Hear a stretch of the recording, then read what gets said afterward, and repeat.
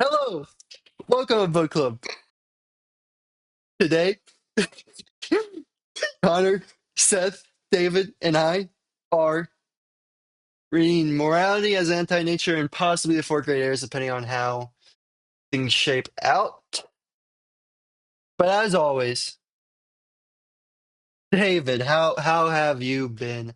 Oh, How wild have you card. With been? me, Yep. well, the workspace is getting an upgrade, as you can see by all this mess. Still a little bit better than last episode, but still a mess nonetheless. Uh, the hobbies are getting hobbied on, and we're working a little bit more. We had two more trials, two more failures, but from that we learned a good amount, and I believe in my experience and that it's getting better. And now we have upgraded our tools, so the possibilities have opened up. And there are going to be a lot of doors that I'll be traveling through, and I'm excited for that. But aside from that, since it's only been about 5 days, that's about all I got. Well, on the workspace, we had like a transition over the week. So that's something. That's what's I'll nice. throw it over to Connor. Me? All right. I've been good. Been working. Um. Oh, actually, I don't think I've told you guys about this yet. So this weekend on Saturday, my sister-in-law is having her gender reveal. I'm gonna be an Whoa. uncle. here soon. Yo, Uncle Connor! Yeah. Uncle Yo, Con. Uncle Con. Con. That's You did tell me sick, about that man. because you That's said we weren't going to have a exciting. Lord of the Rings marathon. That's right. Oh, And we planned this Lord of the Rings marathon last month. Oh, no. Yeah, Wow. and it's funny too because I wouldn't have been able to make that anyways because I'm also on call this weekend. Yay! So Yeah, I'll more be work. working, and I'm gonna have to ask my dispatcher to let me go by 1 because that's when the gender reveal starts. So big Fantastic. news though, Yeah. big Congrats on stuff. the That's new awesome. uncle Yeah, title. congrats on being the Yeah, uncle. As if he's It's a having a big kid. step. Congrats. You have a big I know, step, right? Connor. Like Thank he you, did a man. lot to achieve this, I did so much, dude. I had to bully my brother all growing up, and Yeah, you had to put him in the right shape to get married and have a kid, you know? to be ready to become a father. Yes. I'd like to It think I was was all very you're doing. yeah, I All was you're very doing. pivotal Really, in all the that good role. stuff that happens to your nephew or niece is really because of you and how you trained your brother to be a good parent. Right, right. Um, and yeah, I mean, soon we'll have another little HVAC tech running around, and it'll be really great. Start The whole, again. You got exactly. it He was with going. you. I was telling him, I was like, hey man, if you want your kids to learn some actual useful information, just send them to me. Send him to Uncle Con. And send them to Uncle Con. I'll teach them right. Don't worry. But That's that's funny. basically it. I'll pass it off to Sethward. Whoa! Yeah. Not going last today. Not this time. Mine is not as monumentous. I had my first weekend. I ran the calculation. My first weekend home in Houston in 6 weeks. I've been gone every weekend for the last 6 weeks. So very relaxing Yeah. weekend. And you got the nice cold air Houston now, I so know it's the weather is extra. amazing right now. It is Oh, nice. perfect. I've gone outside like every day. It's nice and chill but sunny. The birds are chirping, classic mid-January shit in Houston. The best time of year. And I've gotten to finally play Hollow Knight Silk Song, and Ooh. I haven't gamed in like forever, except for like Stardew with my girlfriend, but that's like a different kind of gaming. Being able to play Silk Song has been amazing. It's an awesome game. It's better than the first one. It's like they did this sequel right. So I've just been enjoying a chill start to my year, getting back into the stuff that I kind of let by the wayside as I got busy. So it's been really nice. That's awesome. I know that game is hounding at your brain right now. I actually need to close. I have Steam open and it's like sitting there. I'm gonna close it. It's like trying to draw you to it. I know. I know that feeling with new games when you don't game in a while. Be like, damn, this one Dude, hit a special itch. it's been so long. I've like already planned out my week of like when I'm gonna get to play it. Cause like tomorrow my girlfriend has book club. So I get the whole night to myself. You know, oh no, she's life group. Then on Thursday she's book club. That's 2 nights of gaming. Good, 2 good. nights freed up. He's going Yes. crazy, and he's staying up till 11 p.m. Yes. Oh, No, he's that's excited not for that. happening. Not 11. I Well, still we'll have see what work. happens, right? I still have work. Thursday night I might stay up late. We'll see. 11 p.m. 'Cause Guys. Friday's not real. Guys, Friday's I'm not sorry, real. but are you picking up what I'm picking up? What are you picking up? Enlighten us. That's why Seth was late to book club today. No, it He was was like, Oh, he was like, dude. he did man, have Steam That open. is a good point. He Yeah, did have it Steam open. open. He had it open. That's actually so He had true. Steam fake open. news. This So- is He was like, slander. oh no, they're calling 3 to 5 minutes. I should have this boss beat. No, that's not what I said. And then it was like 8 minutes. If I remember correctly, It that's was exactly 8. what he said. And just so No. the viewers are aware, we usually start at like 7:30 or so. But today Seth was like, "Hey guys, how about we go at 7? You know, maybe start a little bit earlier. You know, that way we're Oh, not." he wanted to start earlier so he could get off and start playing after the game too. Yeah. After the Yeah. book club. He said, "How about we start earlier so that way I have time to play tonight after book club." That's not what I said. And so you know, I called 7. I was like, "Yeah, okay, sure. This guy loves moving around the time, but we'll do it today." And so David and Connor both showed up. Connor actually, trooper, didn't even know we were starting at 7. He was so busy with work that he came home. And as soon as he came home, he picked up the call. He didn't even know, but he still picked up the call. But what do we have here? The guy who wanted to move it to 7? Nowhere to be found. Nowhere to be found. I just moved it Look up. at him get so all I was red. He knows. I know he inevitable knows what he I did. would just be on time. And it's like I'm at this point I'm used to Seth, you know, always being the last one to come in, like probably late too. But it was really, and I'm also used to him changing the time because he likes to do that too. What do you? It's only happened like. But 3 now it was like a times. double whammy. Dude. So it was really crazy actually this time. He did both. He caught us all by surprise today. He really, I That's was okay. not expecting it. Who are we to talk about his morality, right? Yeah, he has to deal with that himself. On the Howie's update. What's going on with Howie?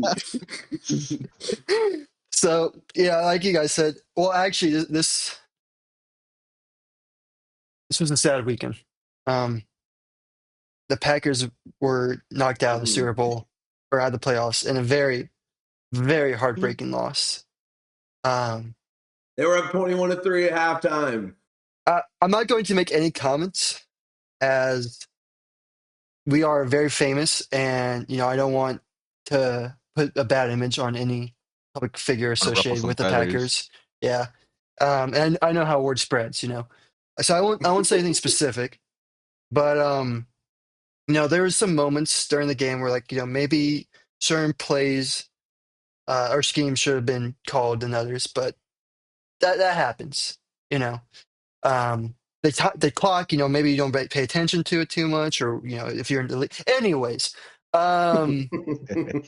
off of that, I just had to get out because it was very, very sad. So, other than that, Nicole and I went and got some Korean barbecue this weekend. In fact, there's like this little shop. It's a Tesso, if anyone knows what a Tesso is. Oh, Tesso's nice. Yeah, I picked up this little one-piece Rolling water. can of sparkling water. That's pretty cool. So it was really cool. Figured I'd share that. Be drinking that this far. Not to sponsor. This is not Do sponsored. they have like figures and don't stuff feel the there label. too, right? Yeah, they have a bunch of stuff. Because I'm pretty sure that's where I got this guy one. Because I used to be a big Yu-Gi-Oh fan, and then I was Whoa. like, oh, this is a crazy Lego, so I bought this guy at a Tesco. Is that if Black I'm not Guy's Red mistaken. Dragon? No, this is 'Cause he the said Yu-Gi-Oh, so that's the only thing I could think of. yeah. What was his name? Slifer the Sky Dragon. It's one of the 3 Egyptian yes. gods. Yes. Maybe just yeah, finding out about Black Eyes Red Dragon. yeah. What'd you say, Seth? Red Eyes, Black Dragon, something like that. Is it? I thought it was. Yeah, I there don't even is. remember. Yeah, it was like one of the OG parts from what I Yeah, that's from remember. the OG. Blue Eyes thing. White Dragon's what they called me in middle school. That's crazy. All right, Seb. Anyways, Blue other Eyes than White Dragon looking, man. you got the hood on and everything, bro. That's crazy. I'm in like demon mode right now. I'm like, I'm He's in late. dragon mode. Oh my He's in god. dragon mode. That's crazy. Um, Uh, anyways, other than that, can't really think of anything else. There's only one other thing I can think of that I want to talk about, but Nicole is going to start doing book binding. She's going to start working on that, which is super Oh. cool and exciting That because is cool. you see all this going on right here right now. You start seeing some of these changing, you'll know why. Oh, You know why. So if some what paperbacks go the to heck? hardcovers, or some hardcovers go to Yeah. a cooler design, you'll know why. like, That's So dude, can that'd be so cool. once she gets good, once she, You say she's not good that now? sounded a little wrong. Whoa. When Yeah, her what's that supposed to mean? skills evolve, would she take commissions? Yeah, because I would really like a book club version of um, maybe I'm either thinking, Myth of Sisyphus or Meditations. Meditations might be good because that was our first. It's just Yeah, evil Yeah, it'd be wrenching. that's memorable. exactly what I Yeah. was thinking. I would Well, love a cool meditations, a book club inspired meditations, she and does have, support your yeah, support so the girl. support the business, Support your support your local Exactly. friends. artists. Yeah, Yeah. So she is planning on at some point, try like maybe selling some covers and stuff. So I'll get you all in the talks on that as it evolves. I mean, I'm sure I'm going to be like grabbing books and showing, so you'll be able to see like actual like I guess proof of concept too as well and all that stuff. But like yeah, she said she'd be like eventually maybe start trying to sell um, book covers and stuff too. So I'll let y'all know. Don't worry, I'll keep y'all updated, dude. honorary first customers. And we can combine the business. We can have the book club and Nicole's book cover Oh business and do like a my. You're already thinking partnership. Lord. business prospects. Of course, So always, funny. always. Um, but yeah, so that's what's going on. She's just going like she just start getting some of the supplies and everything to do that stuff. But yeah, that's going on. That's about it for me. And I with remembered that, one thing. Ooh. Sorry. no, you're good. Speaking Go. of of Packers and heartbreak, last night was a pretty big heartbreak for an old Packer. A pretty Yeah, big Oh, upset for yeah. the old yeah. Houston Texans Yeah. securing the wild card Yeah. spot. Was it an Yeah, upset? baby. Yeah, Was it No, an I upset? feel like they were gonna win, but they were gonna win, but I mean, Yeah. still, I they were mean, that away. was a. But Aaron Rodgers not even throwing a single touchdown pass in his last game. It His was last pretty throw was a sad. pick It six. was really Pick sad. six. Oh well, he did throw a touchdown pass. What am I saying? That's funny. Anyway, That was a sad game, but I mean, good for the Houston. I mean, y'all's defense is honestly just it's outstanding, so though. It's good, gnarly. It's actually outstanding. so good. Scary, bro.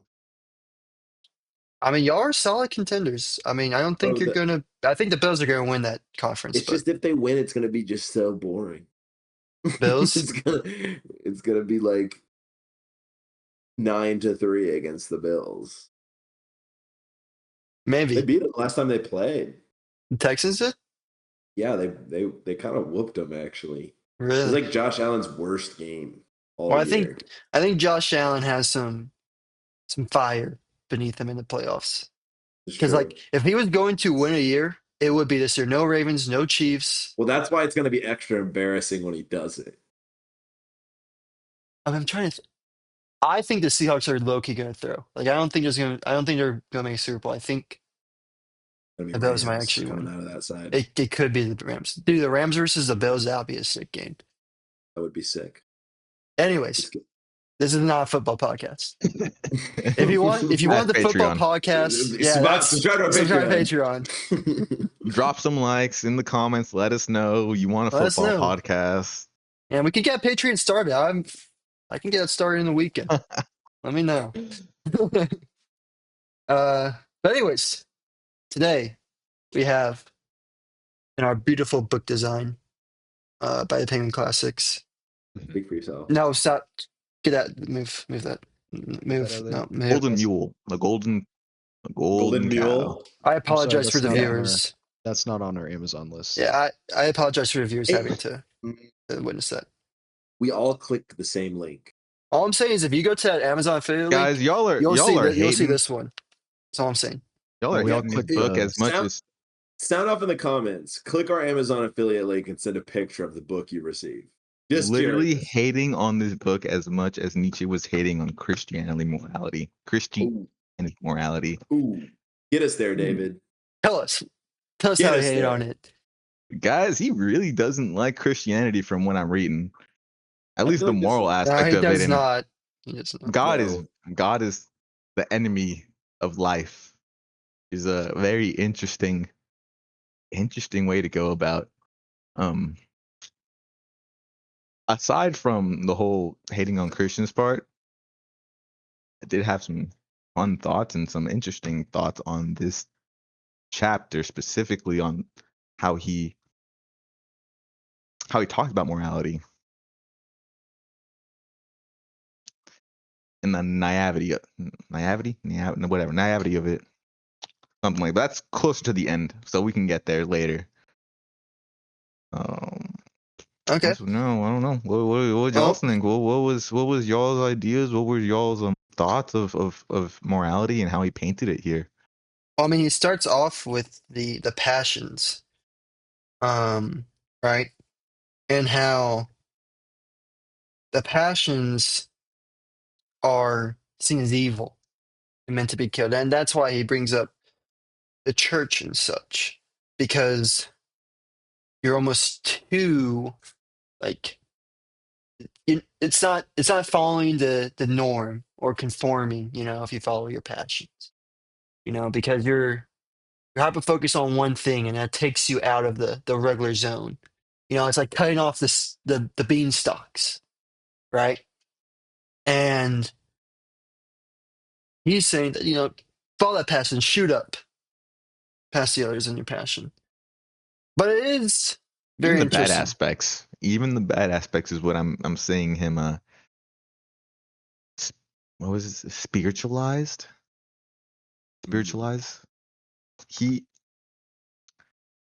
His take on, I think we talked about this last chapter. I don't know if we went too in depth in it, but his take on the weak being avoidant and abstinent of these instincts is just that weaklings. This decadence is that I think that's the word that he used. Oh, yeah, Or decadence. another form of decadence is being entirely avoidant of these instincts, whether good or bad, which Yeah, because it's like you almost get rid of yourself in a sense, like you fall into that like sheep state by removing your instincts and your passions. You just kind of follow the flow because you don't have any strong feelings about something or doing something. You don't try to even stand even out. even the bad instincts, even the jealousy or the hate or the necessity of enemies, which is interesting because I think we had a conversation about that. The That rivals, enemies, yeah. yeah, rivals and enemies are two very different things. Yes. Let's I definitely have so much I make want to that say clear. about that too. But first, we need to, When in you order set for it us to up, get to the point where enemies are necessitated, we have to first agree that passion is necessitated. yes. So I guess to follow that up, why might passion? I want to say why might passion be a bad thing, but I think there's definitely an answer to that. So I kind of want to rephrase it as like, why should we not just destroy passion? You know, why can't it be a good thing? Um, and I would think that Nietzsche would agree that things should be moderated. I mean, he says himself that, like, if you aren't in coherence with your instincts, or maybe even control, then that could be bad as well as having no passions at all.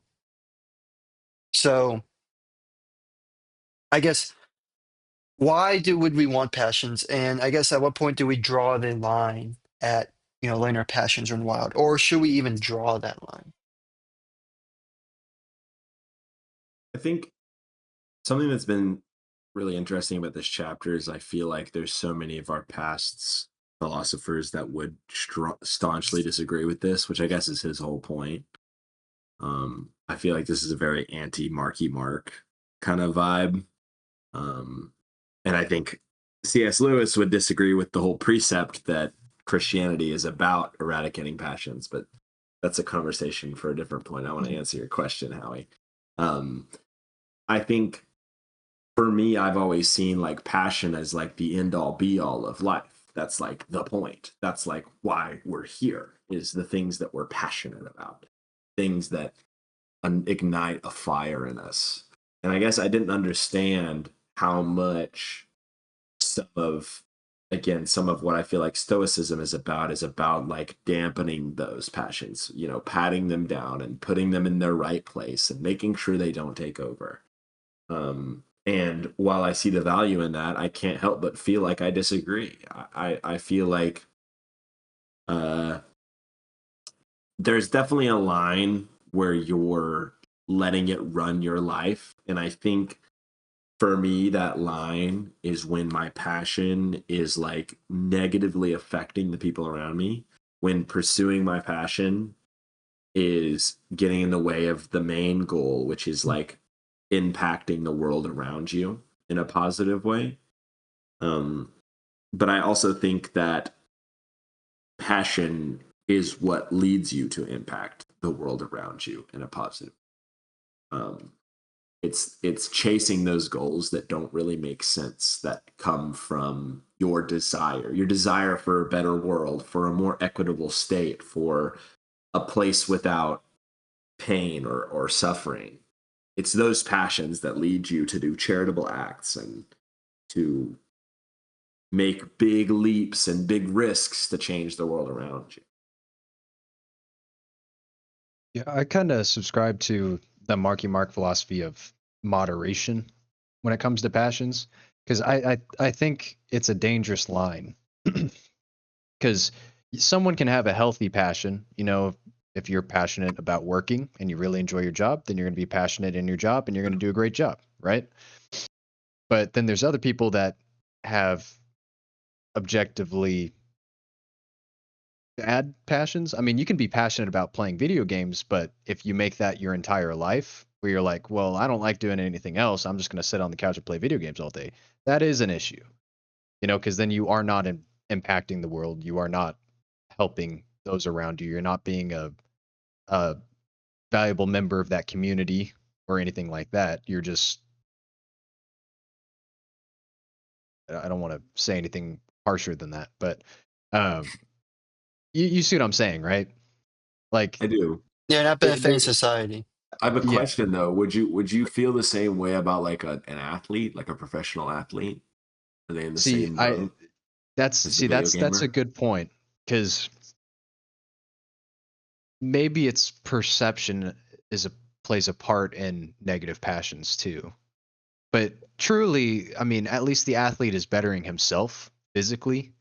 He has the chance of he has you have a better chance, in my opinion, of becoming a professional athlete if you put the work and effort into it than becoming a professional gamer.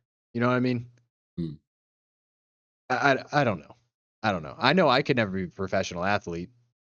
So man, that begs the question then. If it is impossible, is that a negative attribute? But then Yeah, again, you're if you don't have the physical attributes to go pro in the NBA, is yeah. it a negative passion for you to spend all your time pursuing that goal? Dude, that's really interesting because That's a good point, because like objectively, that's a good pastime. Is like working out and Yeah. sports. They're so normalized, and it's a great way to pass your time. Healthy Yeah. way to pass your time. But you'll never achieve it. Shit, dude. And it takes a lot of dedication, right? So that's Yeah. time you could be spending doing something else. But I I guess, don't even know see, if I believe my previous statement now. If it's easier to become a basketball player than it would be to become a professional gamer. Like, yeah, I feel like that's definitely wrong now that I'm saying it out loud a second time. I, I, well, I think what's interesting is, and I'm going to ask you this question because it's your point. I'm curious to know your thoughts, because to expand this idea to like things beyond this, like what if my passion is to end world hunger? Is that possible? Can I do that? Like, is the achievability of the goal of the passion a part of what makes it a good or bad passion? If we're going to, I say we because I'm included in this. If we're actually going to like draw a line between like the idea of a good and a bad passion. So I would draw the line with that one as that is a good goal. That is a goal that helps other people. Hmm. So even if you don't actually achieve it, you're at least helping. You see, yeah, and you see, I would even argue that for the athlete one too. At least you were helping yourself. Mhm. Like you're at least training your Physically. body. It's a physical improvement for yourself, granted, but it's still an improvement. Whereas if you're sitting on the couch playing video games, you're not improving anything.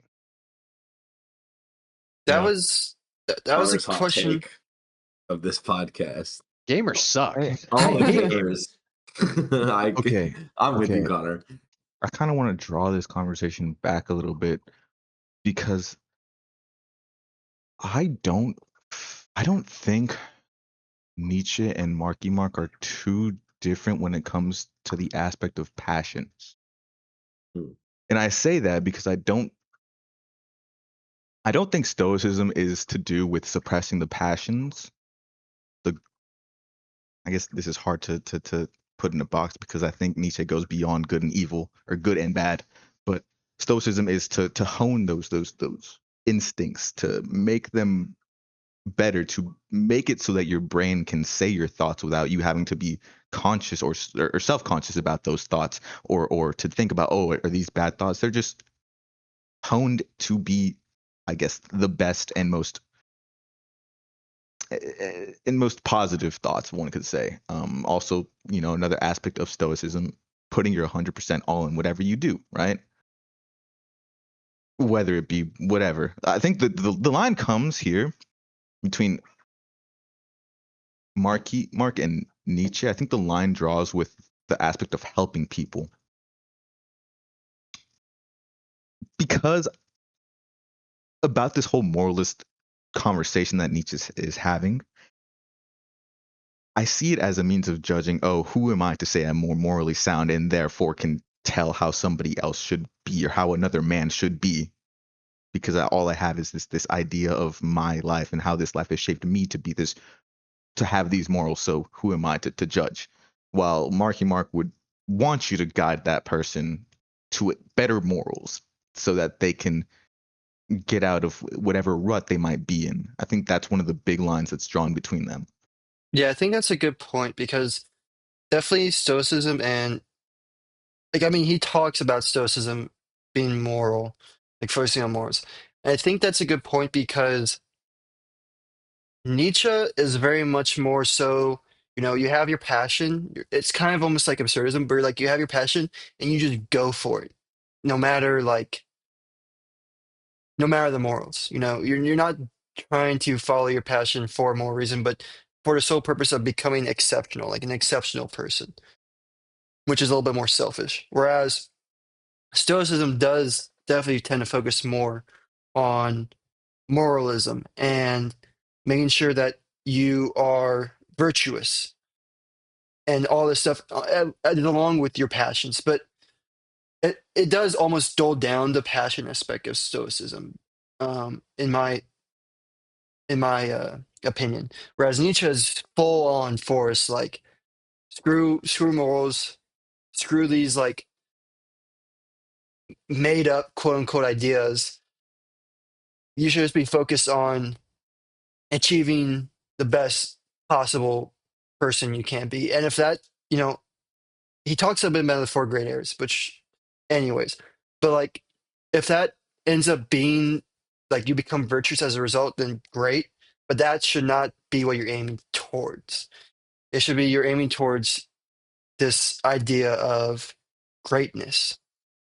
And he thinks that morality, as he defines it, because I I do think there's like different perceptions on morality, but the morality as he defines it, a general morality, is dampens your ability to achieve excellence. I think Which, I wrote it. So I don't know if he said this somewhere. Or it was morality hinders human flourishment. yeah. But David, I just want to make a quick side note. I thought it was very interesting how you used the phrase beyond good and evil earlier, because that is one of his more popular books. It's called Beyond Good and Evil. Mm-hmm. I didn't know, Anyways, but I that's what know, I'm but kind of it's getting interesting. from. Yeah, that's what I'm getting from this whole moralist argument is that it's not really about good or bad or good or evil, So in like you that said. case, do you think that the he would like want someone to follow their complete passion on like gaming in this case? Because I think we've like in the ranking system, it seems like we put gaming at the lowest in like the three different I ones. dare I say he would. He would want because he'd say, you know what? I think his big idea is I am also life. I am a human. Who am I to judge your morals? Because to do that, you need to be outside of life itself, but at the same time, understand everything that is within life. But do you think that he would say, or he would at least want you to try to do something exceptional that does kind of better society as a byproduct? I say That better byproduct on society. purpose. You, I have a better idea. Not a better idea, but I have a question. Do you think that this perception of the concept do you think that he has a concept in his mind that pursuing your passions is very likely to result in greatness because he lived in a time where there weren't so many useless passions? You know, actually, that it's very important to put. Like you couldn't be addicted to Candy Crush when he was making this Hmm. book. You Modernizing know, this idea is a little bit more difficult. Yeah. you couldn't be really passionate about YouTube video essays. You know, you couldn't be really into gotcha games. Like what do you think was the worst thing you could be into in the 19 Alcoholism. when did he Yeah, drinking, Alcoholism, gambling, something like Yep. that. Yep. gambling, alcoholism, Which Yeah, sex. but gambling wasn't even as degenerate back then as it is nowadays. alcoholism was. The alcoholism definitely that one hasn't changed. But you know what? Uh, The most alcoholics or the most alcoholic people were the factory workers, and they were still busting out And they 60, were 80-hour weeks. yeah, dude. it's I'm gonna very take off true. the They were edge. passionate But about but there wasn't the drinking alcohol passion though. though. Well, see, that's what I was gonna say. Is I think people can think they're passionate, or at least act like they're passionate about alcohol drinking. But that's where he comes in with like what we talked about before with like the instincts and how he says that you shouldn't rule over your instincts with a tyrant. Rather, you should have your instincts harmonized such that it brings out more positive outcomes. Like your instincts should be like you should have your instincts and they should be there. You should follow them, That's where I but they draw should be the. honed to goodness. And that's why I think he's saying about the passions too. Where if you have this, like your self honed to like the good feel, the good instincts and the good passions, then he wants you to follow that passion and intensity, and that's how you reach human exceptionalism. Because I don't think he That thinks makes human exceptionalism is following the passion of gaming all day when you're not even like, professional gamer or anything like that. You're just gaming all day. I was gonna say So, that's exactly where I'm starting to see the connection between Marky Mark and Nietzsche. That's where I saw it is like you said, honing your instincts, having them so that you can just have your brain out in the open. But at the same time, Nietzsche would go along the other route of saying you should hone bad feelings. You should hone that jealousy. You should hone that greed. You should hone that ego of yours so that it what was the word he used? So that it's spiritualized into something better. spiritualization of passion. That was interesting. Which, man, dude, I could talk a little bit more about that. I'm We'll hit it also up because Yeah, because about spiritualization of a desire, or about what you were talking about before. we're 'Cause I talking have about questions before. about what you talked about before. I have two. First one, I'm hoping won't take up more conversation because the second one I think is more interesting. The first one is, what do you think you would think of like speedrunners? Like, is that not human exceptionalism? Is that not like literally being the Yeah, hold absolute on. best? They're the exception to the rule. You know, like Well, it it's silly, depends. but like, have you ever watched a this is a crazy shout? Have you ever watched a Pen and Coic 2012 video? Have you ever watched Watch for Rolling Rocks in 0.5x A presses? Have you ever seen that video? This guy is like the Super Mario 64 wizard. Like he understands Super Mario 64 better than I understand like engineering as a career. Like he understands every single mechanic. He's like so into this world that he's able to manipulate it in a way to do fantastic and amazing things. And it's very entertaining to me. But at the end of the day, it's so useless. It's just a video game. Like it's not none of it's real. Would you do you think he would consider that exceptionalism? Like is exceptionalism just being the best at your craft, or is there something deeper that he might have not touched on? No. Now I will tell you why. Oh, okay. It goes back to the idea of the real world and how Oh, he tells people not to put an emphasis on the real, his quote unquote real world because it's not the world of our senses. It's not the world that we live in. And so he's very much against that. So if you start doing exceptional like exceptionalism in that world, in this not real world, then he's against that. And I think that's exactly what this is here with Nintendo 64. It's not the world that we actually live in, so he would be against that. I disagree. makes sense. You Oh, disagree? I disagree. I'm curious. How do you disagree? Because it's still a world that we sense. We might not be able to smell it, but we can see it, we can hear it, we but can then Promise that's feel you, it with the okay. But controller then in our hands. It's that's I not the such a promise that's a same. you, if you go to any GameStop, you will smell it. Yeah. Look, is Super Mario 64 any less no. real than like the political systems we've created in our Mm. world? Are they like any Yes. less real than like prediction markets, which are like a financial vehicle, or cryptocurrency? Like these are things you could be exceptional in and dramatically impact the sensing world that is around you. Yeah, but does Nintendo 64 dramatically impact the sensing world around Yeah. us? Okay. I think this is that's what you're Have you saying. ever We're heard of awesome modernizing. games done quick? A No, speed that's running crazy. a speed running Yeah. marathon twice a year that raises hundreds of thousands, if not millions of dollars for See, charity. that's such a good point because I feel like that would make it the exception. Because like that truly is an exceptional like And thing that they do. it's positively impacting the world. It is. It's positively impacting the world more than some of these other real pursuits. See, I'm gonna use an example, a real world example that I've experienced. I will say this: the bad that and gamer is not the only negative passion out there. All right, like this is just the first one that came to my mind because I have a real world example of this. I had a roommate. I'm not gonna say his name. Not gonna name drop him. But I had a roommate. Whenever we were moving into this house together, I had to cover the deposit for him because he did not have a stable job. We move into the apartment or the house together.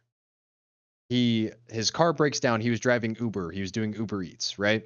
His car breaks down so he can't work.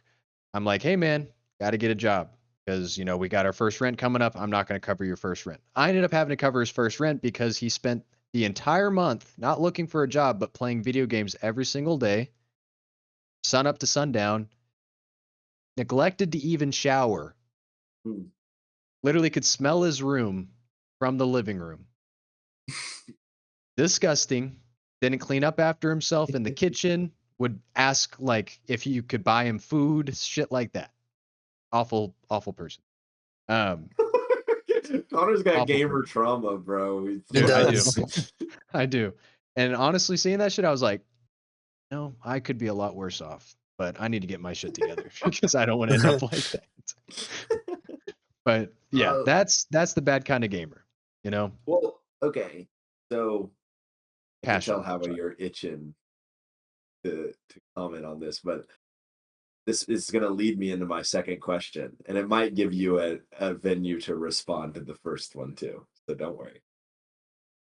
Let's say we live in a world where like gaming inherently is an evil, and there are like there's good passionate gamers and there's bad passionate gamers, right? You mentioned something earlier about honing your passions for good. How do you do that? How do you hone your passion without tampering? How do you point it in a good direction without completely getting rid of it? Because at the end of the day, Super Mario 64 guy that raised $25,000 for charity in the summer is not very far off from Super Mario 64 guy that's stinking up Connor's living room. Like they're only a couple decisions apart, right? So You how do need to you have make more of the your stinky to have more of the. You need to have more of the $25,000 guy. You're gonna have like 10 of got the some ones where it's stinkers? smelling bad. Yeah. Yes. True. So my question is, if I feel like I'm becoming a stinker, how do I hone my passion? What does that I'm look like? sorry. Get a new passion. I'm so sorry. If it ain't working, if you spend so much time on it, it ain't working, get a new passion, man. Mhm. The way I see it, there's two routes. Okay. Of honing your passion. Not not including a bad route. There's two good routes, the Two way I good see it. routes. Okay. One is you do what Connor said, and you find a new passion. Give up.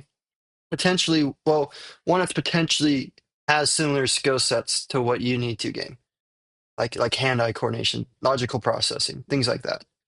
Um, or you can turn it, and this, I guess, follows up on the first one, which I didn't think about. I mean, you made a good point, Seth. Or you can turn it towards the sensible world, the sensing world, such as trying to use your passion to stream or start a fundraiser to garner viewership by getting really excelled at your passion and then using that to benefit the sensing world, which I think Nietzsche would be okay with. Actually, I think that's something that's good. The fundraiser thing was a good point. I think that is something that's good, but that's only because you're not engulfed in this fake world of Nintendo 64, but turning it back towards the real The real sensing world. world. Um, Gaming is such a yeah, difficult topic to bring about because it's just That's why I modernizing brought it this up. idea. It's because there really is a fake world in this scenario. There is a non-tangible By fake definition, fake world. world, Yeah. imaginary world that is nothing to do with the senses aside from the controller. But that's like a whole other argument right there. But That that that it, I doesn't think count. yeah, that's a very good point that you make though. Like both you and Seth Howie, is it has to be directed back at the real world in order for it to not be a bad passion in my mind. Because For if sure. the difference between the stinker in my living room and Mario 64 guy is directing it at the real world. Stinker lives in his own world, just focused entirely on playing video games because that's what he's passionate about. He doesn't care about making money off of it or anything like that. He's just doing it and wasting his time. N64 guy got really good at it. He was like, hey, I'm so good. Maybe other people want to see how good I am. And then he builds up this whole thing. And then he's like, hey, also, here's money. Or pay me money so I can give this money away. Yeah. Yeah, and I think that's the rub. that is the good thing. And I think like, Nietzsche would go for it. Go for it. I was just gonna make like a quick comparison, and then you got Like the NFL or the athlete, they become exceptional. They like, let's say, make it professionally. Not all the time, but a few people definitely give it back to the community and things of that nature. I know the NFL does a whole thing on like um, the players do like certain organizations and stuff to help others with the And they even opportunity have they a were whole given. award, the Walter Payton Man of the Yeah. Year, which is Yep. pretty much just an award given to the football player that's like the best for his community, which is cool. Yeah. Thanks, David. So Nietzsche hates gamers. Only gamers who do I nothing. okay. I don't know. I feel so. I guess there's two comments. Questions, comments doesn't really matter. One,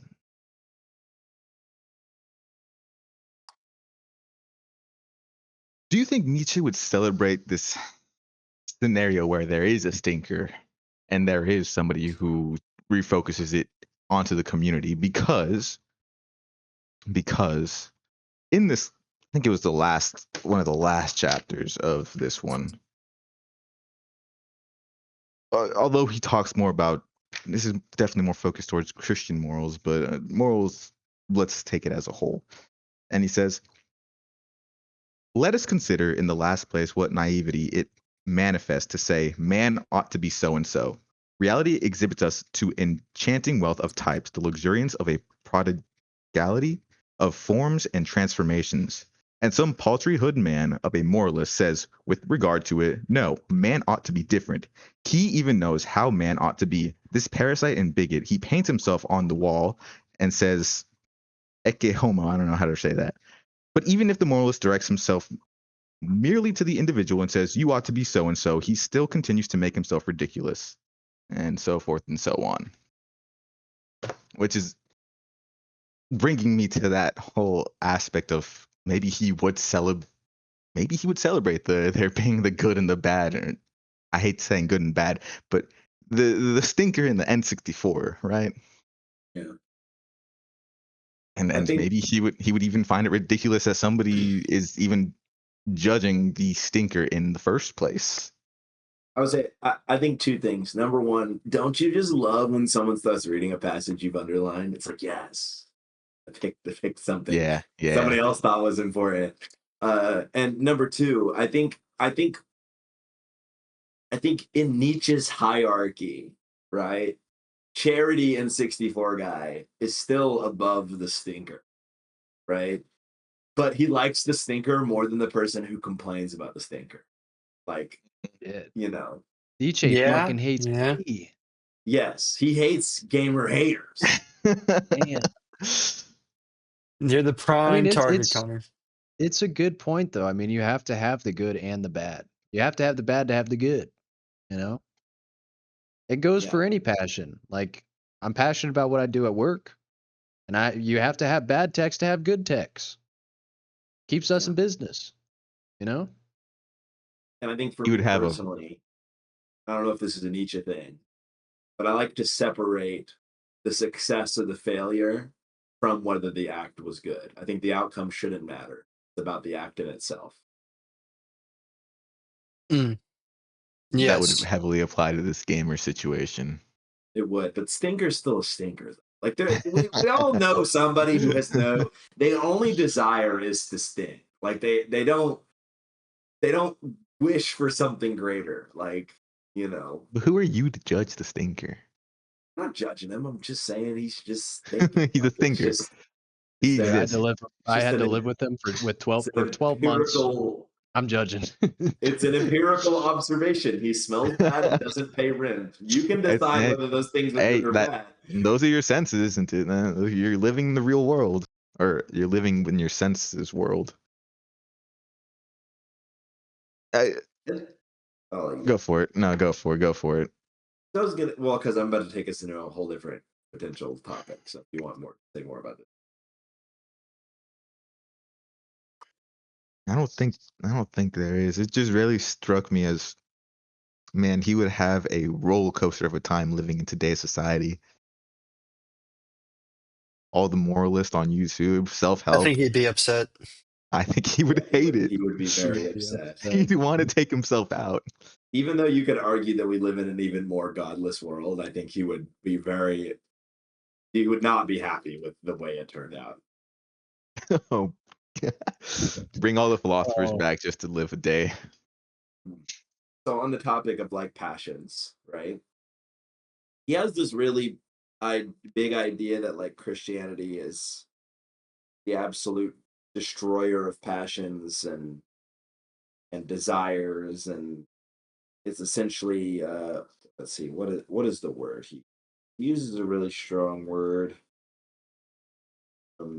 In paragraph 1, it says the church is hostile to life, but I know it's not what you're looking for.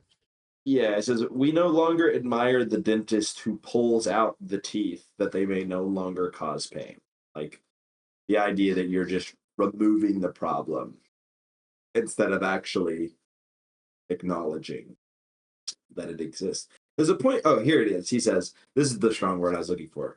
He said, the church fights against passion with excision in every sense. Its practice, its cure, is castration.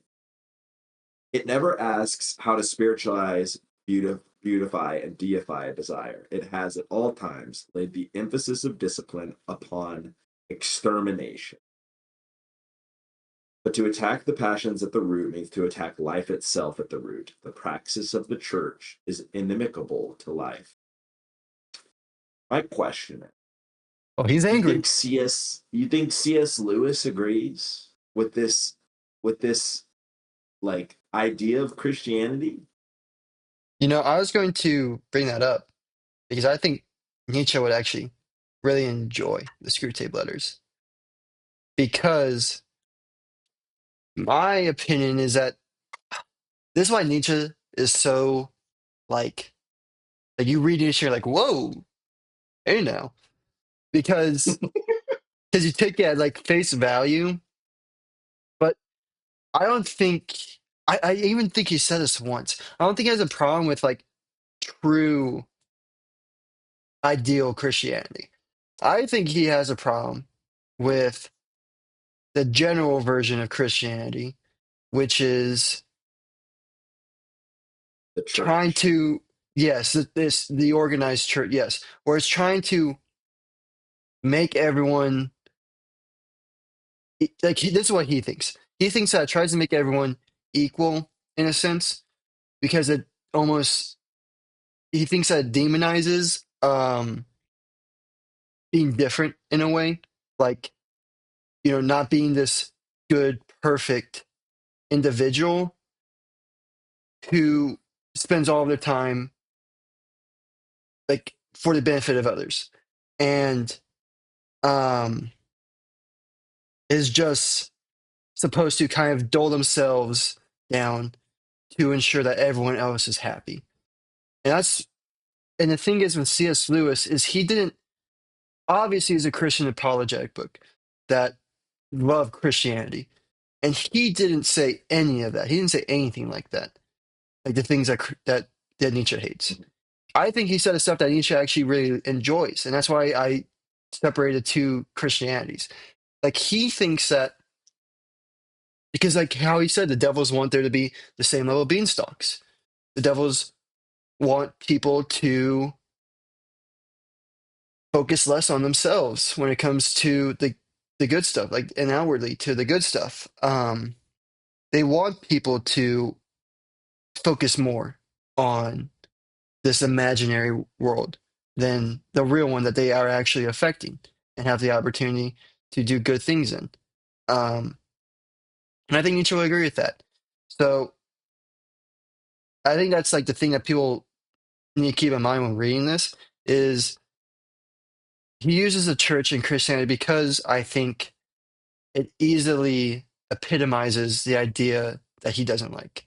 And it's a easy example to use because it's so prominent. And I think also low key, he probably wanted to get a reaction, like a heavy reaction.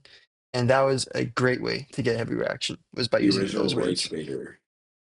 Yeah. But that's what I think. Yeah. Um, this does heavily seem more towards organized religion than your next door neighbor Christian, who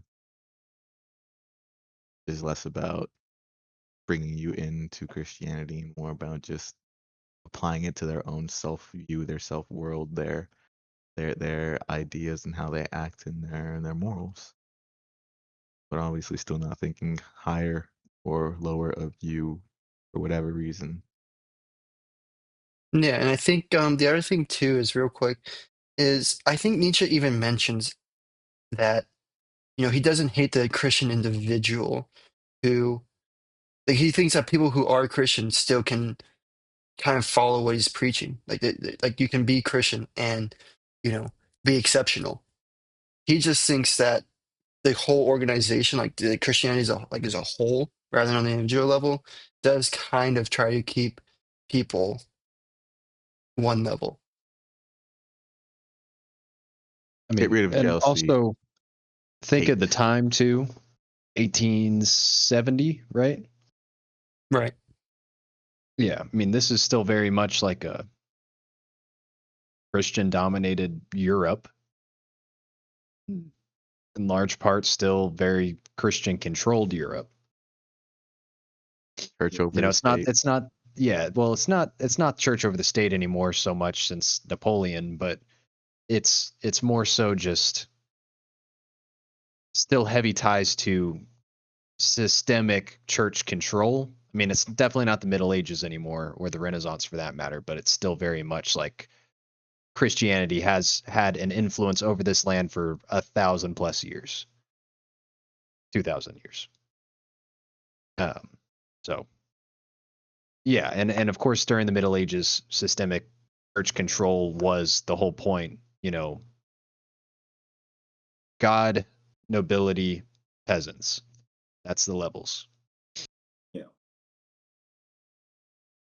I think it's super interesting, and this is kind of like a perspective that I think we get to experience more and more as we read more different books. But to see C.S. Lewis, a staunch Christian, and Nietzsche, who, I mean, maybe I'm assuming, probably atheist.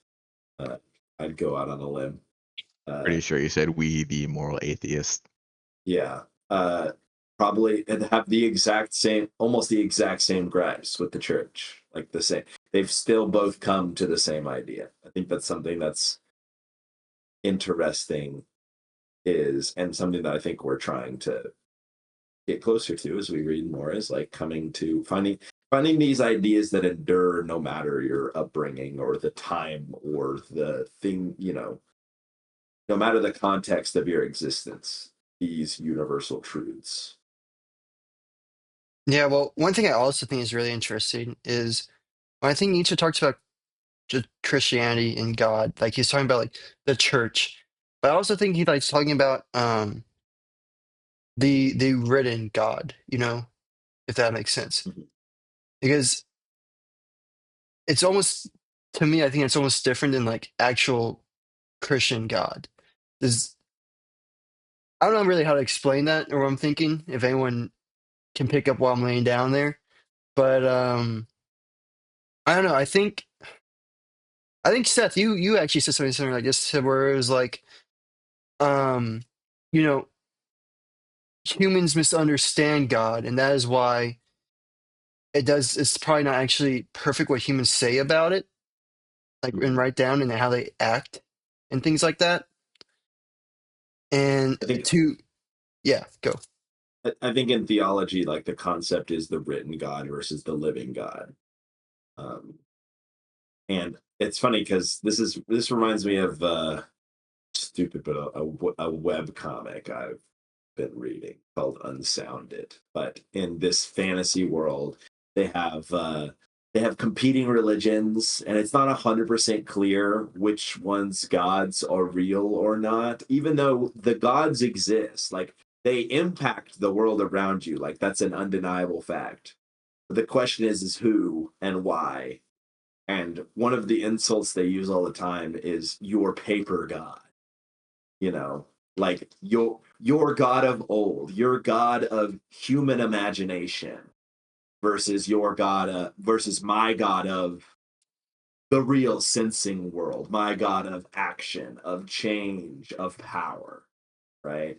And I think it's that same idea where Nietzsche has a big doesn't he I don't think Nietzsche would have a problem with people who are passionate about a God that they think is real and is living and that they have experiences with in their life. He has problems with people who take a human interpretation and then force that interpretation onto the people around them. You Or know? use it to seem higher than.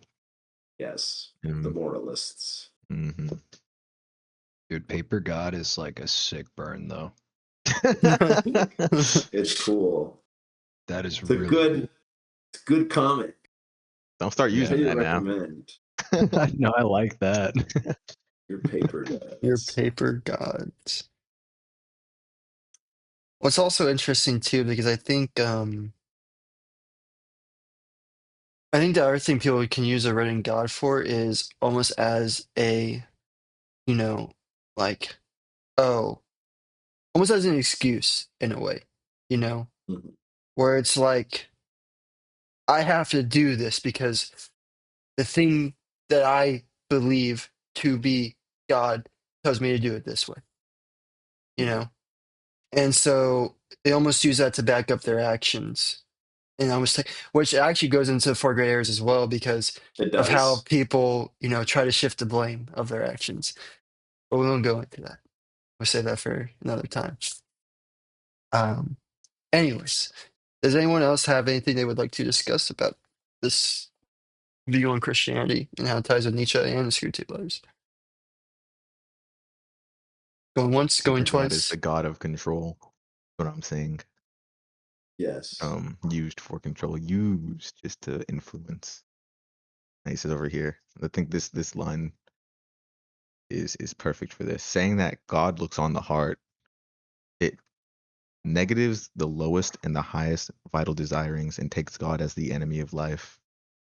And it's just like used for control, used for influence.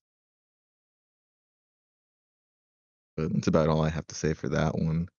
One thing I do want to hop on, unless anybody else wants to shift the conversation or say some more, Go for it. is where was it? This whole right here, piece of soul. It's literally just looking at that. Yeah, that was another pretty meaty section here. Uh, I don't know really what to think too much about it. There were a lot of positive and negative examples that I got from Piece of Soul. Was there any specific like paragraph or like section that stuck out to you?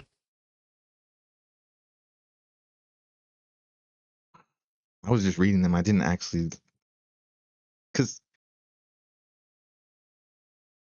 see, is Piece of Soul such a bad thing? Because he does relate it to laziness, but then at the same time, he relates it to perfecting your craft and being exceptional. Relates it to a lot of things. Yeah, he says, or laziness persuaded by conceit to deck itself out in moral guise, or the attainment of certainty, even in a dreadful certainty after long suspense and torture. And then goes, or the expression of proficiency and mastery in doing, creating, effecting, and willing tranquil breathing, attain freedom of will. And then he says, Twilight of the Idols, who knows? Perhaps also just a modification of Piece of Soul, It's applying it like to even he himself. doesn't know. Yeah. Yeah, he's trying to figure it out too. Because I think I that almost all of these you could say are piece of soul. But there's clearly like two or maybe more like conflicting ideals about that where it's like piece of soul could be like attaining like almost full connection with the world around you and thus not being in conflict with your senses. Think uh the gravity and the Tao Te Ching, following your gravity, right? It could also just be like the extermination of passion, where with no passions you have to be at peace because there's nothing to rile you up. There's nothing you've kind of neutered yourself, right? And both of those concepts, I think, can be described by the words that he said. Dude, yeah, I don't know. I don't know because it does sound like he's saying peace of soul can be caused by good effects or bad effects. I will say, closer to the top, I'm just gonna read this like little section I underlined. He says, we adopt the same attitude towards the enemy within. There too we have spiritualized enmity. There too we have grasped its value. One is fruitful only at the cost of being rich in contradictions. One remains young only on condition the soul does not relax, does not long for peace. Nothing has grown more alien to us than the desideratum of former times peace of soul. The Christian desideratum, nothing Nothing arouses less envy in us than the moral cow and the fat contentment of a good conscience. One has renounced grand life when one renounces war.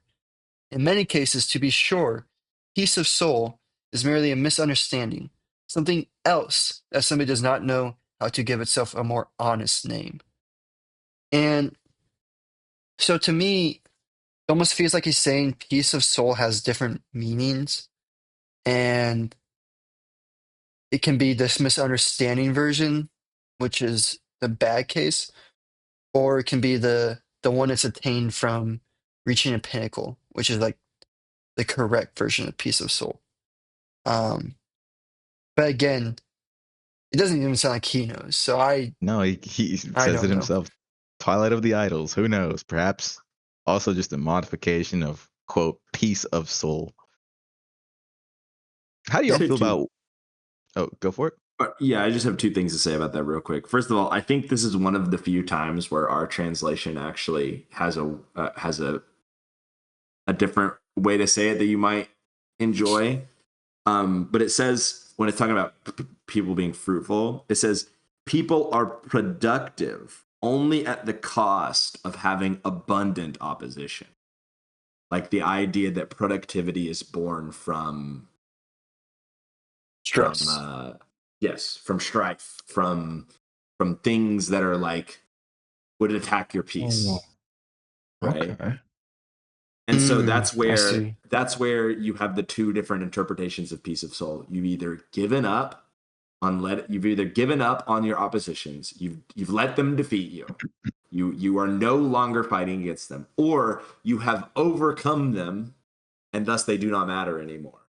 That is like the difference between the dead version Mm, of yourself where you've let them defeat you versus having defeated them. Like they're both, the conflict has ended. Did you win or not? Both of those result in peace of soul. that's a good. I like that because I underlined the point Yeah. where it's like peace of soul is merely misunderstanding. I said you're not at peace if you yearn for death. Hmm. Yes. So that would make I was gonna sense. ask how y'all's feelings on, I guess, this one sentence and then the bigger part of the top at the top. One has renounced grand life when one has renounced war, and the whole aspect of enemies being a vital necessity to this productivity. Because I know Seth said he had something to say about enemies. You know, You don't want to go first because though? Okay. Go. Say well, again? I could go first, but it might get us very off topic. We might delve a little bit outside of the book. But I feel like this concept of like the necessity of enemies is like very prudent to our current time. Like it hit a little extra for me I'm because just I gonna. feel like no, you go. Sorry, you paused, and I just wasn't sure if you're gonna.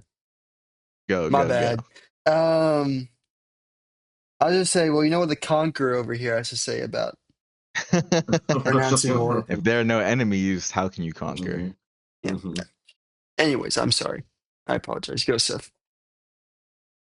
It's okay. Um, it isn't just my show. uh, but He's virtuous. yeah, look at me, so great.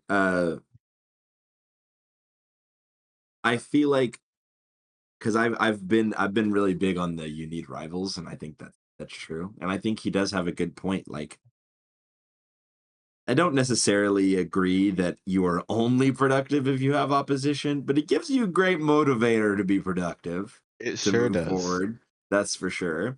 And I kind of like think this concept is kind of interesting if you think about like global unity and how in our current world we've been given the internet, which could have been the great unifier. It could have brought us all together. It could have really leveled the playing field for everyone involved. And yet, instead, it has become a tool to only drive us further apart, only make us more angry at each other, only make more enemies. I wrote in the margin, modern politics make everyone an enemy. And if because in before we get to the point where it talks about how enemies are necessary for productivity, he says almost every party conceives that it is advantageous for its self-maintenance if the opposite party does not lose its power. The same is true in grand politics. A new creation, especially the new empire, has more need of enemies than of friends. It is only in opposition that it feels itself indispensable, that it becomes indispensable. And in the past, we had like wars. We had like, you know, a grand evil. We had like communism. And that was what brought us together and made the government seem worth something, right? Then we Hey, went great through a example. large, yeah, yeah. And then we Space went through race, a man. space race, right? Like with something for us to all come together and fight against, right? And then, and something to justify our government's existence, essentially, an enemy. And then we went through like a long period of peace, and everyone was like, damn, the government dumb. The government suck. Like, why do we have these guys around? What are they doing? Right. And their solution was to just make everybody your enemy. Like maybe we don't have an external threat, but maybe the threat is your fellow countrymen who doesn't vote the same way you do, you know, or even this guy who isn't your fellow countryman but wants to be and is here illegally or legally. It doesn't really matter as long as they're not your color, right? Like I think that like this idea is both powerful and incredibly dangerous um, when utilized by the powers that be.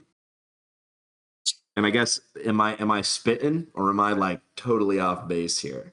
No, dude, you're spitting hard. I think you're Yeah. spitting extra hard. It Hmm. it's such like you said, it's so prudent in today's times. It's such a unfortunate circumstance where the lack of a greater evil, the lack of an enemy, has led us has this calm, peaceful time, this peace of soul time has been misunderstood, Hmm. and now we're in this hellscape where you're my enemy Yeah. because I've been driven to this because algorithm, because I'm being fed information because yada yada yada because he says that and they say this.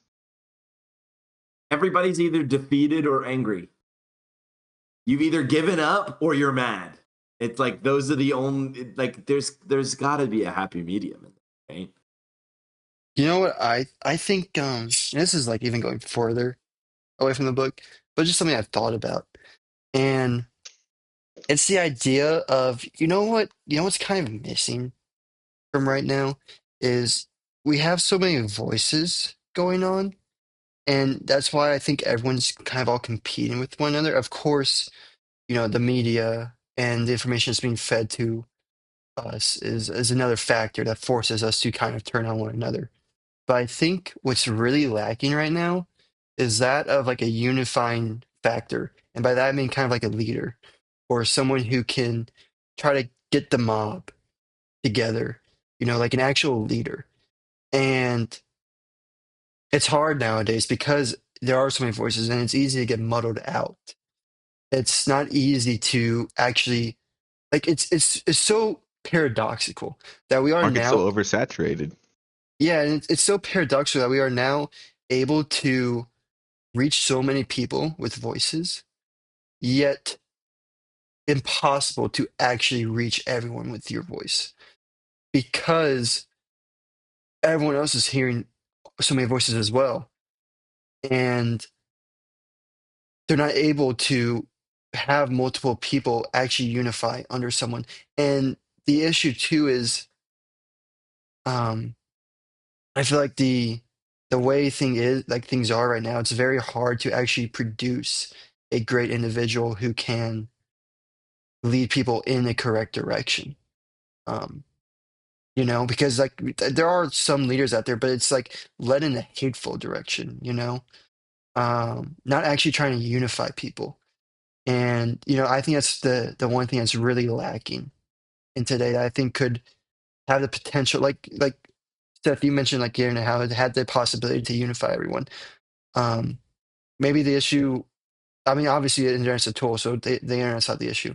But the issue, is probably just maybe the wrong people took the leadership, if it's there at all, if like leadership is even possible right now or there at all. Um, and so yeah, that's what I think is really causing that and the like information being fed to people and all the voices that are going on to like everyone is the lack of a unifying force. Yeah, I mean I agree because like I feel like nowadays it's almost like people aren't saying vote for me because I believe this. It's vote for me because I hate this guy and you hate this guy. You know? You hate this? It's so I've always, strange. I mean, I think y'all can agree with this, but like you said, market is oversaturated. And in today's world, to be ready to get to the top to a point of leadership, you can't just be articulate and good and virtuous. You have to have some lack of morals to get to the very tippy top. You have to be ready to step over and on people. It's a good thing And Nietzsche that doesn't like morals. Yeah. Yeah. and it's exceptional at the cost of everything. Yeah.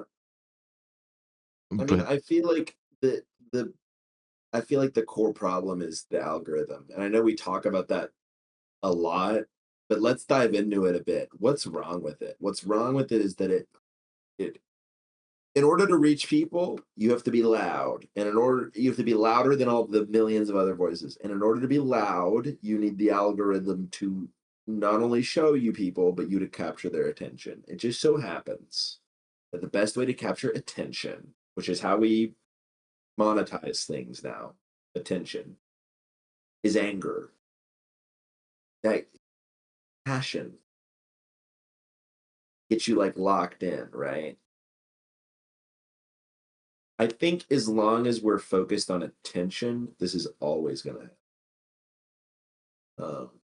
Because the truth is that when I watch a Green Brothers video that makes me feel good about the world, you know what I do immediately after that? I close YouTube because I feel good, and I go enjoy the world that's good around me.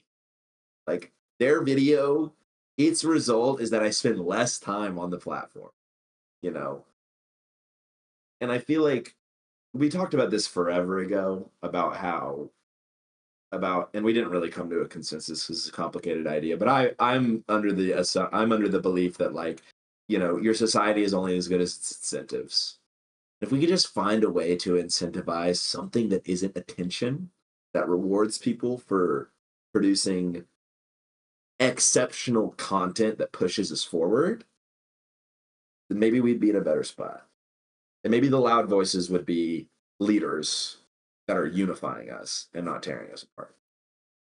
It's crazy how we just go back to the incentives, which you've already discussed before. It's very and Mm-hmm. Yeah. crazy.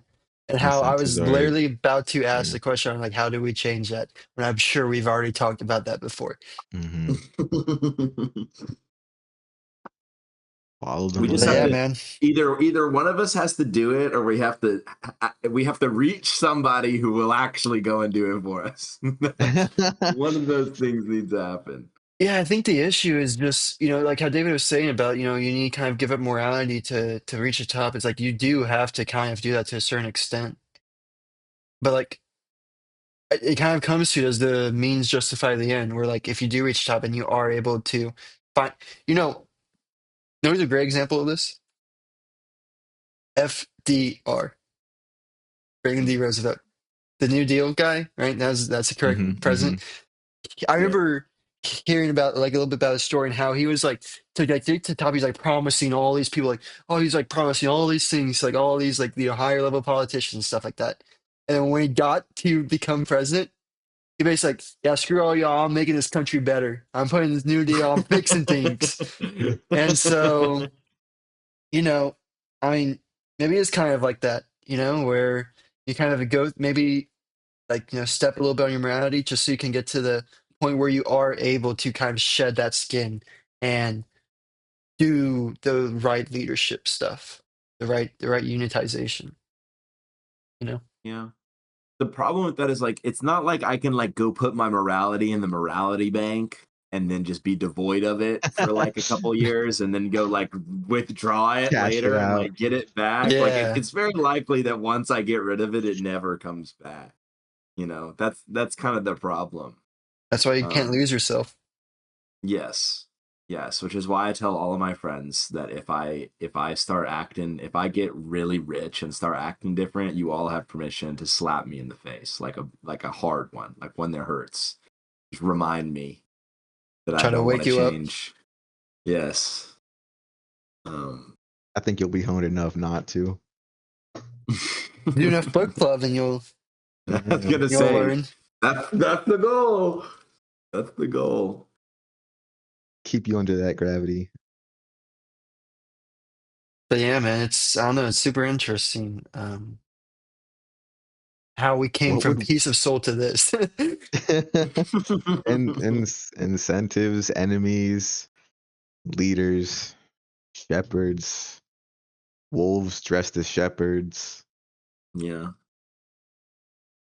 I mean, he says healthy morality is ruled by an instinct of life. And I guess like at the end of the day, like FDR, like quote unquote, gave up his morality, but at the end of the day, his instinct was to fix everything, right? And Yeah, Mhm. so that's such a good view. when he got to the stage where he actually could, that's what he did because that's what his instincts were. Which brings us all the way back to the question I don't even think I really got answered. How do you hone your passion? How do you hone your instincts? And I'm asking That's because I have no idea. I have no suggestion. You have to focus and grind, no? make it It's a Grind. make it grind. make it a passion to hone I your know, I know, I passion. know you like the word grind, so I'm gonna use it. Make it Make a it a passion passion. to hone your instincts, man. Yeah, I like that. What do you say? What do you say? Oh, let me see. Da. Mm. The new empire has more need of enemies than friends. This is the main thing. It is only in opposition. Forget that too. That it feels itself indispensable. That it becomes indispensable. In very very general and dumbed down terms. Fake it till you make it. Make it Until you make it. indispensable. Mm, yeah, I don't know. Well, I think it Loaded question. takes, I think it takes a lot of self-reflection and self-control.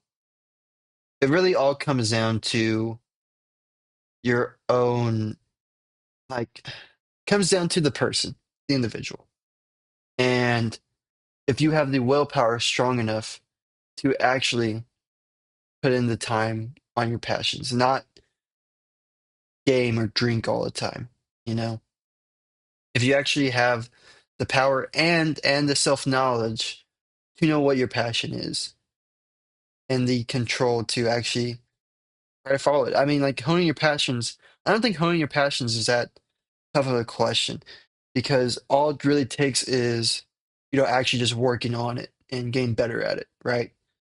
The part that makes it hard is working on it and getting better at it Kind of because just that want to do takes that. time. Yeah, Yeah. because that takes time and that takes self-discipline. Um, it I just think takes that's Nietzsche's favorite self-discipline. type of person. A person who the person who isn't weak-willed and gives into these instincts entirely and totally, but the person who can moderate it and not have to abstain from it entirely. That's his favorite person from what I'm getting. That's Yeah, I honing your think so too. instincts, not being entirely abstinent from whatever emotion or moral, maybe not. I don't think I want to use the word moral, but emotion or instinct that you have, and being strong-willed, and like you said, being strong-willed enough to use it, to use that. I think we talked about jealousy is a sliver of jealousy, just enough to make you want something more because somebody else has it, but not in a means of focusing on them to destroy them, but in a means of focusing on yourself with that Mm, moderate aspect of jealousy so that you become greater as a result of that quote unquote negative emotion. that's a really good point, David. You bring up jealousy as motivation because I think it's also what he's saying as like why we shouldn't like accept morals so much because morals dull those senses of jealousy, of ambition, of like just like that kind of stuff, which actually motivates you to accomplish your passion. And so maybe that's one way to actually be able to hone your passions is try to find something that lights a fire, that lights a passion to like hone your passions. Try to find something that motivates you to chase after and do your and hone your passion. I was gonna say, I mean, I was gonna say there's no easy answer because it's not an easy question, because at the end of the day, it's different based off the person, what their passion is, what that looks like, honing their passions. Yeah, what the motivation is for a person, because someone it could Yeah, just be jealousy, someone it could just be the absolute want to be great. exactly. And it's just, Yeah. yeah, it's very Or interesting. or it could be as simple as I wanna play Hollow Knight Silk Song, but I can't until I work out No, today. that guy doesn't have any passions. Whoever that guy is, that just put That's a gaming all the fake time. world. That's a fake. Man, That's a that stinker guy's in right the there. fake world. That's a stinker. That's a Don't big call me a stinker. stinker. Going to the gym and getting all stinky. See, that's already changing the word up. That's why you got stinky, not because you played all day, because you got to the gym, because you worked out hard enough to smell bad. Yeah, And then he exactly. went home and he didn't shower and he played Silk Song all night and did not shower and then Shut went up. to work the next day. Shut up. No, I didn't go to work the next day. Thank you. Well, I very much like this talk. I think we're getting to a good endpoint if we're not already there. I don't know if I have anything else to say personally. Hone your passions even if they're bad, or hone your instincts even if they're jealous, jealousy or greed. Maybe they'll take you far enough. Well, the only thing I really have is I highlighted like a whole freaking chunk of paragraph in the last part, paragraph The only 6. thing I have is like these next 12 sentences. Hit them up, bro. That's all. I I don't really, I honestly don't even remember what I was doing here, but I just like highlight or underline so much of this. Um, so I'll start at the beginning. It's actually right underneath the Ecce Homo part. The individual is, in his future and in his past, a piece of fate. One law more, one necessity more for everything that is and everything that will be. To say to him, change yourself, means to demand that everything should change, even the past. And there have indeed been consistent moralists who wanted man to be different, namely virtuous, who wanted him in their own likeness, namely that of a bigot. To that end, they denied the world no mean madness, no modest presumption, insofar as morality condemns as morality, and not with regard to the aims and objects of life. I'm actually so happy you brought that up because that was actually something that I wanted to, that kept in mind, but we talked about so much. No, that's that whole aspect of them being a necessity of wanting to change the past because you're telling them themselves to change because they are here in this life for a reason. Maybe unbeknownst to us. Maybe no reason. Could be absurd. But they're here. Everything in the world, in the universe, has led to a point where they are existing. Yeah, it's like literally trying to get someone to change. It's like literally trying to get someone to change like everything that has ever been done, you know, which is a little condescending, I would say, maybe just a little bit, and a little ridiculous as well. But yeah, I don't really have too much to talk about this, I don't think, but I just thought it was nice to bring up, possibly even end on. And I think that's Focus on actually, yourself and hone your own instincts. yeah, I mean, that seems like what he has his biggest problem with morality about is, try to change others and their life to The guy who goes match to the their gym and styles. says, "Oh, you don't go to the gym? Well, For real. fuck you. You should go to the gym because I think it's good and it works for me." That's the person he hates. That's the person he doesn't like, even if they're trying to build something better for the other person. They say, "No, no, no." He just says, "You're stupid, you're ridiculous, and you're naive. Yeah, it's like, You're a bigot. you don't You're a work, bigot." you're a stinker. Man, you should work You're like a me. stinker. Connor, getting called out there? We're all getting I'm called just out. I've kidding. done I'm that. just kidding. No, no, we all do. Ah, Because the whole yeah. moralist, I literally, I want to say, I've done when he that. talked about let us consider the last place what naivety and manhood, blah blah blah. I literally put oops. That's funny. Was my only note. That's So so funny. Well, definitely don't have time to get into four grade errors. Oh, for sure not. So but good Should we? with that, I good think we're good talk. to end there. Yeah, and me and how I was saying, maybe read the next chapter just so we're always ahead. Because I really like being one chapter ahead of book Yeah, I club. do It's too, almost like just in no homework case. whatsoever. Yeah, it's probably That's pretty good fantastic. as like a safe. The next one seems to be kind of short too. I think it's only like 4 pages. So I don't know. Oh, So, so we have the Improvers of Mankind next as the next mhm. chapter. It's Should kind of I short. should I spoil what the one after that is because I really think the No, title is hilarious. Okay, no, I won't spoil it. Okay, we'll get there. okay, we'll get there. What a title. I know it's so funny. All right, well, we'll probably spend the next episode literally probably talking about the four great eras, and we'll read the Improvers of Mankind. We probably will, in the episode after that, do the Improvers of Mankind, and then the one after that. Okay, Yeah, I would unless the say. Improvers of Mankind just is like jam packed for 4 pages, but we'll see. Mhm. Oh, meet what are we thinking? Next week? Are we free? We We can do want to next go week. another I'm week free. to week, back to back? Tuesday? Yeah, let's 7? do it. Let's keep up the good. Let's keep up the good work. I'm enjoying this being All a right, weekly thing for myself personally. But if I'll not, shoot for it. let's stockpile. Uh, I'll shoot for it, but like I said, I am on call this weekend. That does lead in till Thursday of next week, so I could That's not potentially. this weekend. That's a whole week. Well, really, it usually is just the a whole weekend. 5 days. Yeah. 6. So I'm on call from Friday the 16th until Thursday the 22nd. So technically, I can get called out that Tuesday night, but the likelihood is low. Knock on wood. I knock Well, on Yeah, wood. Big and loud for you. that's that's all good. let's shoot for We'll it. play it by ear. And whatever happens, happens. I'll Yep. shoot for it, and I'll All let you right. guys know by that point. So I get a You're an pass from the exception. 24-hour notice, right? Yeah, The we'll Only make you an percentages because your exception. work might give you less than 24 hours notice. Yes. Okay. Yeah, All right. totally good fair. bug talk, friends. Of And may course, all as have a always. good night. Yep. Good Good night, night, everyone. boys. Deuces. Thank you for listening to today's book club.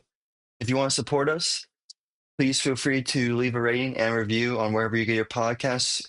We are on Apple Podcasts or Spotify, so either one of those would be great help. Also, leave a follow. That'd be amazing too. If you're listening or watching on YouTube, please leave some comments, like the video, subscribe. Another way you can help support us is we are Amazon affiliates, which means you'll see in the description wherever you're watching or listening to this podcast on the episode, there will be a link to the book that we are currently covering, or if we spin the wheel to select our next book, you'll also see a link to the next book that we will be covering as well. And these links are to the books that the exact same books that we are reading during the podcast. So, if you're going to read the book anyways, it'd be a great help if you could use the link. It's going to be no additional cost to you. And we do get a small percentage of the proceeds. So you get a book and we also get a benefit. It's a win-win, honestly. And even if you don't get, like, even if you don't use the link, I still recommend getting the book. One, because, it helps to read what we're reading. So you can kind of have some more context into what we are discussing, as well as, having your own book. We're not covering everything in the book on the podcast. That's impossible to do in an hour and a half. And so it allows you to get some really nice information in there that, again, we just can't cover. And it also allows you to annotate your own book. So, if years down the line, you can kind of come back to the book, kind of remind yourself on the lessons you learned. And, if you reread it again, you can have almost like a conversation with yourself back in time too. It's really an investment to, I think, read and buy books. So again, thank you for listening to Book Club and can't wait to catch you in the next one.